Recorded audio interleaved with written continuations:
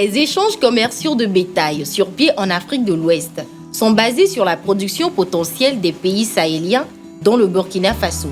Ce pays voisin est le principal exportateur de petits ruminants vers le Togo à travers le circuit commercial du corridor central qui quitte des marchés de collecte burkinabés jusqu'au marché de consommation de Lomé. Selon des estimations, environ 40 000 têtes arriveraient au Togo chaque année par transport routier et en provenance des marchés d'exportation situés au sud du Burkina Faso. Malheureusement, ce commerce transfrontalier souffre de tracasseries tout au long du circuit dû au nombre important de postes de contrôle, de la durée de contrôle des camions et surtout les paiements illicites. Une étude de référence publiée en avril 2017 dans le cadre du programme d'appui à la commercialisation du bétail en Afrique de l'Ouest a montré qu'il existait 6 points de contrôle sur l'axe Ouagadougou-Lomé, long de moins de 1000 km. Le temps mis pour contrôler les camions chargés d'animaux rallonge les délais de route et augmente les risques d'amaigrissement, voire de mort des animaux affamés.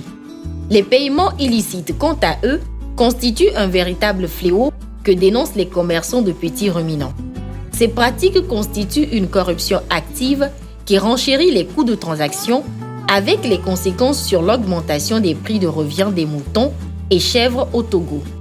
Les commerçants sont souvent obligés de s'y soumettre de peur de voir la durée de leur trajet s'allonger. Avec la dégradation de la situation sécuritaire à la frontière entre le Togo et le Burkina Faso, il est possible que d'autres difficultés s'ajoutent, notamment l'abandon de la voie d'entrée habituelle. La sensibilisation et la mise en place des mécanismes de lutte contre ces tracasseries routières viennent à point nommé pour répondre aux problèmes liés à la libre circulation des produits d'élevage de petits ruminants. Les agents du ministère de la Sécurité et de la Protection civile qui sont sur les frontières et même à l'intérieur du pays ont été sensibilisés. Cela permet de dissuader les pratiques anormales observées dans le transport de ces produits et d'informer les acteurs commerciaux sur le strict respect des textes et réglementations en vigueur dans l'espace EDEAO.